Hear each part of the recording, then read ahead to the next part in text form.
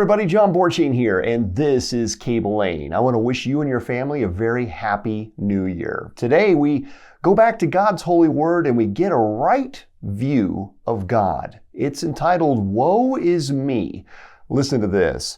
So I said, Woe is me, for I am undone, because I am a man of unclean lips, and I dwell in the midst of a people of unclean lips.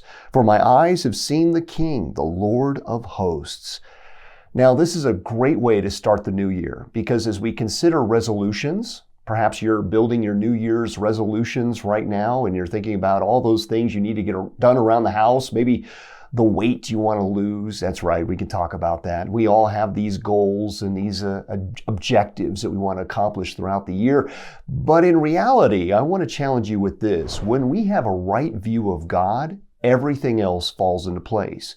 In fact, when we have a diminished view of our sin, we will find ourselves wallowing in sinfulness rather than casting off all the things that restrain and keep us from running the race to God's glory. If there's anything that we ought to pursue this year, it should be a right relationship with God, to run the race for His glory, to put off all the shackles of sin and shame and all the things that we're indulging in to appease the appetite of the flesh. In Hebrews chapter 12, verses 1 to 2, listen to these words.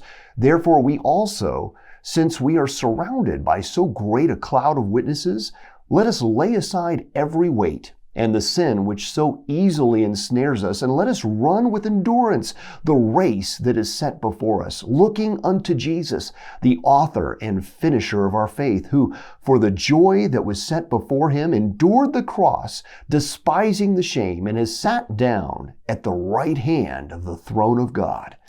Wow, what a powerful word indeed. In fact, it's because of a text like that we can go back to Romans chapter 12, verse 1, and be reminded that we are to present ourselves as a gift back to God. Because of what Jesus Christ has done, we realize that our lives, our service is unto Him. So if there's a New Year's resolution for you, may it be to run the race to bring Him glory, that any prizes attained of sacrificial living unto Jesus Christ is for you to give right back to Him, like the elders who are mentioned in the book of Revelation, who cast their crowns at the feet of Jesus. May we likewise have that attitude of gratitude and an attitude of service going into this 2025. Listen to these words from Dr. Henry Blackaby. He says, have we so conformed ourselves to a sinful world that we are satisfied with unholy living? Have we sunk so far below God's standard that when someone does live as God intended, we consider that person super spiritual? If we only compare our personal holiness to those around us, we may be deceived into believing that we are living a consecrated life. Yet when we encounter holy God, our only response can be, Woe is me. You see, if we go back to Isaiah, we find that when Isaiah encountered the image of God, the basking in His holiness, he was reminded of just how impure and unclean he really was.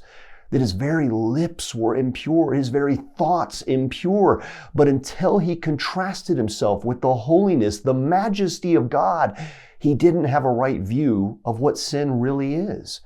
And the further away from God we go, the more into the world we gravitate towards, the less we'll think of sin, the less we'll consider how offensive it is to His holiness. So we have to have a right view of God, and everything else will fall into proper alignment. I hope you've been convicted by this, especially as we kick off this new year. Let us all have a right view of God. God bless you, my friends. Take care.